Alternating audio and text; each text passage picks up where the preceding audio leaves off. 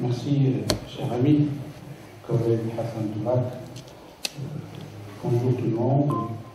Je suis très content de rencontrer les collègues, le professeur Abdelmoujid, ainsi de suite. Donc, je suis très heureux d'être avec vous aujourd'hui. L'occasion est formidable d'abord pour la rencontre et sera, Inch'Allah, fructueuse grâce aux interventions de tous les participants de notre faculté et d'autres facultés, bon, les personnes qui viennent de loin, donc je leur souhaite la bienvenue dans notre faculté. Donc, pour des raisons d'accueil de certaines personnes ici à la faculté, donc monsieur le doyen n'a pas pu être avec nous ce matin, donc il est en accueil officiel de certaines personnalités qui viennent visiter la faculté et assister à d'autres événements, mais comme le professeur Abdelmoujid m'avait dit, donc peut-être il ferait un saut ici et pourra dire quelques mots après.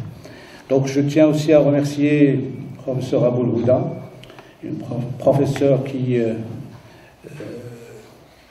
s'investit dans tous les travaux, que ce soit l'enseignement, les activités scientifiques de la faculté. Donc je tiens à la remercier de m'avoir convié à cette réunion scientifique. Je la remercie parce qu'elle fait preuve du professeur qui est toujours là, qui croit à la collégialité, qui croit au travail de l'équipe. Et dans le département, on salue cet esprit et on l'encourage de manière très forte. Donc faire cavalier seul, ce n'est pas l'affaire du département de droit public, l'affaire est publique et tous les professeurs sont invités et n'hésitent pas à participer de manière active à tous les événements organisés. Alors le thème choisi, le thème lié à la bonne gouvernance financière, gouvernance publique au regard du texte de loi, est très important. Le concept, je dirais, gouvernance, finance et loi, droit. Donc je pense qu'on est dans un triangle des Bermudes. Donc, mais on ne doit pas se noyer là-dedans, même si le sujet est très complexe, mais il est appétissant en même temps. Donc le concept de gouvernance, né dans les années 90, constitue une constellation d'idées en faveur d'une société, si vous voulez, fondée sur le droit, la responsabilité, l'échange, etc. Donc cela désigne tout un processus par lequel les décisions sont prises, les décisions politiques sont prises. C'est vrai qu'au début, on ne parlait pas de gouvernance, donc on parlait de bon gouvernement. Bon gouvernement qui fait appel aux qualités humaines du prince, de celui qui gouverne. Mais il y a eu un passage du bon gouvernement, même si certaines constitutions jusqu'à aujourd'hui parlent du bon gouvernement, mais il y a un passage, comme le Canada par exemple, mais il y a un passage du bon gouvernement vers la gouvernance. Vers la gouvernance, et cette gouvernance trouve écho dans la loi, donc à travers une architecture formelle, c'est-à-dire les principes qu'on trouve dans la constitution marocaine parler de la gouvernance. Cela veut dire que le droit, il est perméable à la notion de gouvernance qui s'inscrit à deux niveaux.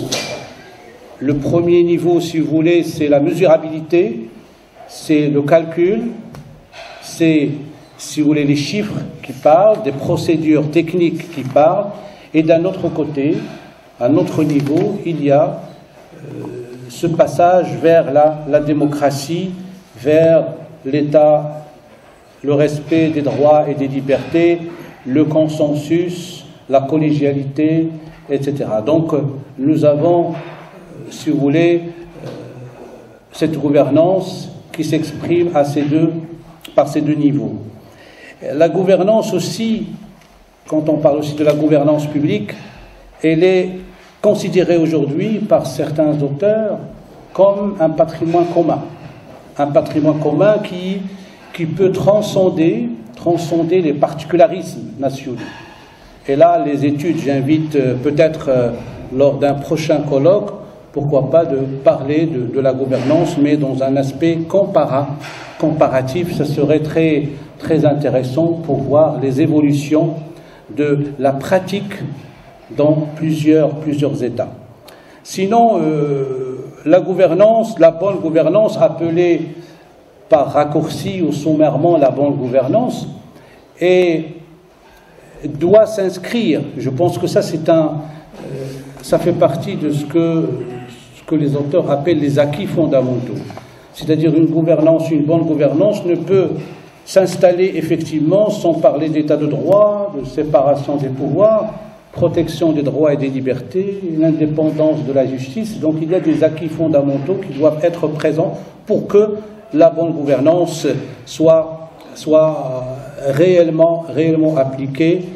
Et ce passage, comme j'ai dit, de bon gouvernement, ce passage-là, qui a aujourd'hui une coloration passéiste, ce passage soit réussi vers la gouvernance. Donc, je tiens à dire encore une fois que c'est un sujet choisi avec beaucoup de réussite et je souhaite à tout le monde, les personnes qui interviennent, les personnes qui assistent et écoutent, une journée pleine d'instructions et pleine de savoir. Merci.